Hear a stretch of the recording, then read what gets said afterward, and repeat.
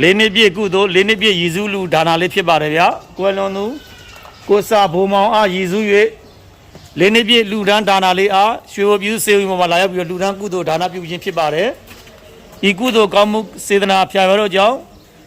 လူဒန်းသူမိသားစုလည်းကြားမှာချမ်းသာ၍လူရဆရာလုံးတော်ပြည့်စုံနိုင်ကြပါစေဤကောင်းမှုကုသိုလ်အားဒီနေ့ကွယ်လွန်သူကိုစာဘုံမောင်လည်းကောင်းရတုကိဘုံဌာနကနေဝမ်းမြောက်စွာဖြင့်တာရုအနုမောဒနာခေါ်ဆိုနိုင်ပါစေလို့ဆုတောင်းမေတ္တာပို့သပေးပါတယ်ခင်ဗျာဟုတ်ကဲ့ယေရှုလူယေရှုဒါနာလေးအားစားသုံးပေးကြသောဝေဒနာရှင်အပေါင်းတို့သည်လည်းသက်ရှိကြမှာဘေးရန်ကင်းကွာ၍ခံစားနေရယောဂဗျာများအမြန်ဆုံးကင်းရှင်အမြန်ဆုံးပေါရောက်ကြပါဆုတောင်းမေတ္တာပို့သပေးပါတယ်ဗျာလူရှင်နေတဲ့ကွာခုနှစ်သားသမီးများအားလုံးစိတ်ချမ်းသာကိုယ်ကြမှာရပေါင်းနဲ့ပြည့်စုံတော်မူနိုင်ကြပါစေဆုတောင်းမေတ္တာပို့သပေးပါတယ်အားလုံးရှင်လန်းချမ်းမြေ့ကြပါစေဗျာကျေးဇူးတင်ပါတယ်